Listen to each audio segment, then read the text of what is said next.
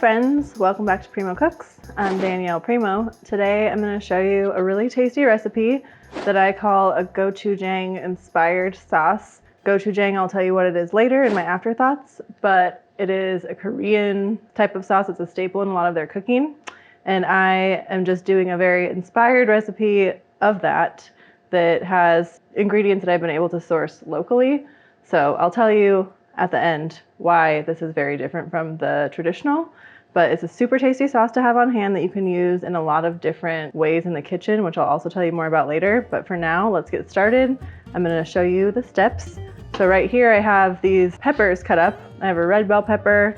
I have three serranos. I'm going to pop these in the oven and dry roast them for about 15 minutes. I have my oven temperature set to 425. It's ready to rock. Popping it in. I'm going to set a timer for 15 minutes and then we will move on from there. We have some roasted peppers. I can smell them. Timer just went off. Look at these little beauts. They have a little tiny bit of brown on them, which is awesome. That's why I wanted to dry roast them, so they have an additional flavor profile. I have a food processor ready to go over here. I'm going to pop them straight in there. And now we're going to add in the additional ingredients for this recipe. So we have a 1/4 cup of water. This one is rice vinegar, sake, brown sugar or coconut sugar. I actually use a combination of both. The brown sugar adds a lot more sweetness, but coconut sugar is a little more of a date-like flavor and has some nutrient content that's nice to add in there. And then a 1/4 cup of miso. This is yellow miso. And then a teaspoon of salt, which I actually had mixed in with the brown sugar already. Okay, now I have all of my ingredients in here. I'm gonna pop the top on. We're gonna blend it until it's evenly blended and smooth. Ready? Are you ready? Are you ready? Are you ready? Ready?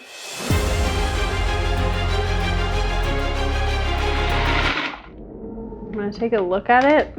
I'm gonna give the sides a little push down and give it one more blend, then we'll taste it.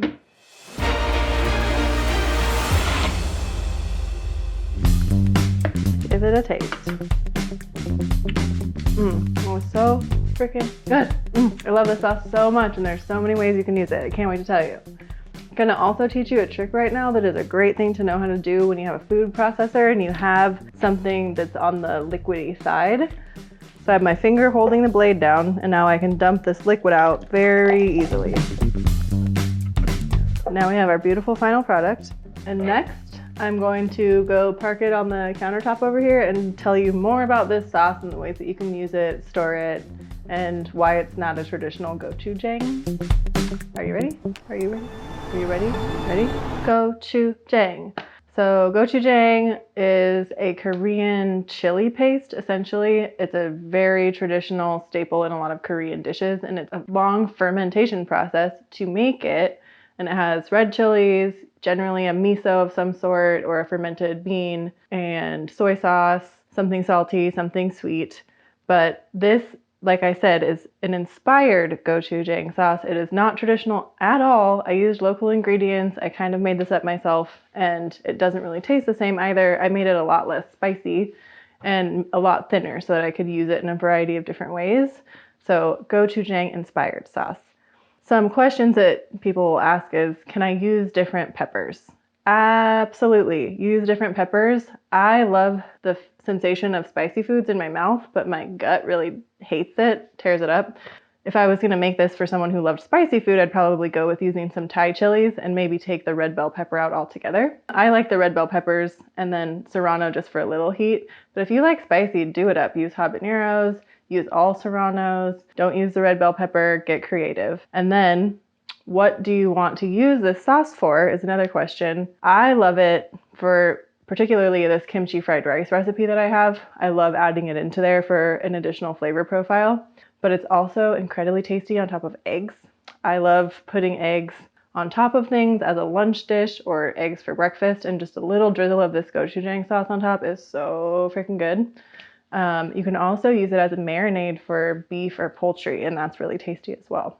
One last question is, while making this, What if you don't have any sake, or if you're going to buy sake, what kind of sake should you use? So number one, you don't have to use sake if you don't have it, and if you can't find it, you could use a really dry white wine, or if you're going to buy sake, the only thing to really look for is there's clear sakes and there's cloudy ones.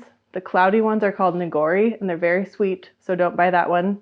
Just get a clear sake, and because you're cooking with it and not drinking it, you don't need to get anything fancy. Unless you want to, if you want to kill the rest of the bottle and feel a little warm and fuzzy, then do that.